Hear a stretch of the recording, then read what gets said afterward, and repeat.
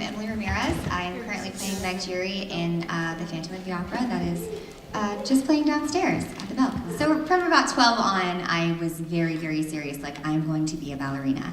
And I basically was able to succeed much more than I had ever anticipated. And then after about 10 years, I unfortunately had a very bad knee injury. I ruptured my ACL, which is a very important ligament in my knee, and had to have reconstructive surgery, was forced to step out of the dance world for the first time since I was a child.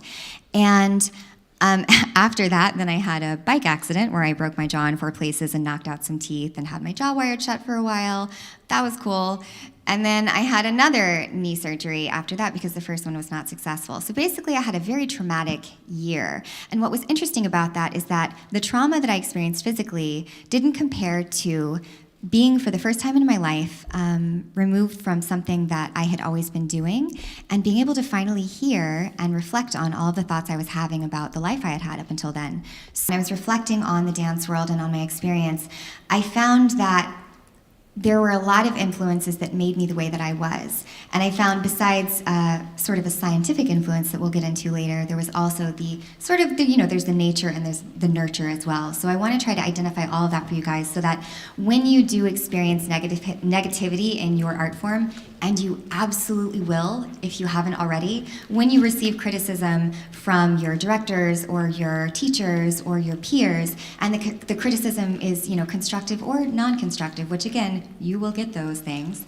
that you're a whole enough person and you're confident enough in yourself to be able to take that through a filter of positivity and a filter of, okay, I'm going to work on this, and throw away the stuff you don't need. If you don't feel good about yourself and you step into an audition, the person that you are, the product that you are, the sum of all of your parts is what people are going to see first.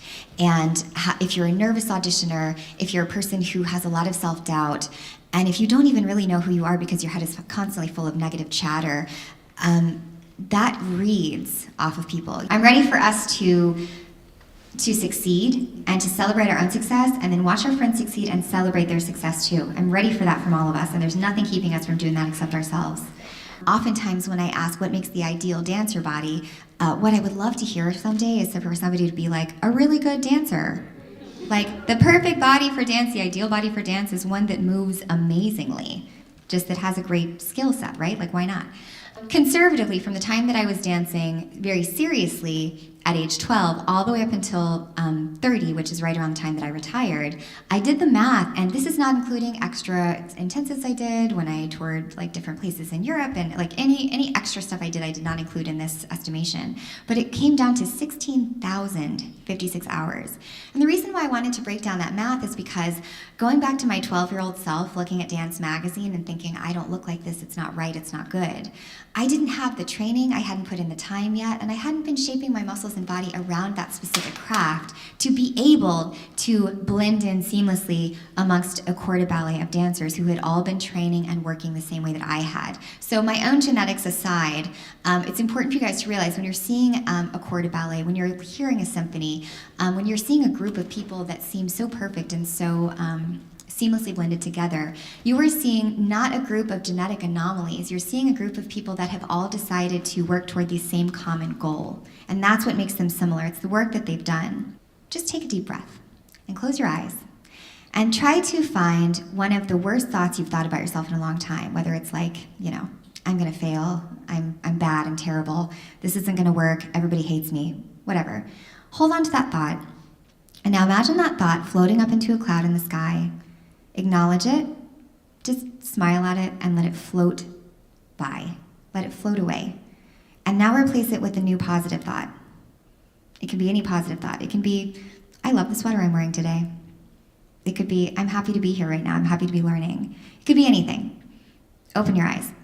You can be calm and accept that you have a negative thought. Acknowledge that you have a negative thought. Don't deny it. It's there, it exists, it's real, it's tangible. But once you acknowledge it, let it pass, let it float away. Don't let it avalanche into other negative thoughts. It's not enough to just show up. It's not enough to look at me and think that I only got it because I'm lucky. I work really, really hard. And so when I get something, it's because I did all the preparation for it, and then on top of that, I hoped that it would work out, and this time it did. And next time it probably won't. And then maybe the time after that it will.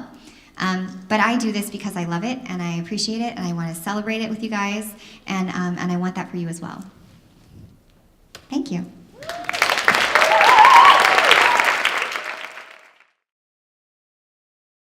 The information that Emily gave can pertain to every single subject matter.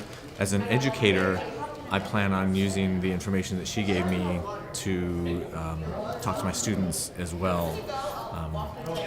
I know that, and also as an artist, I found that I do a lot of what she was talking about.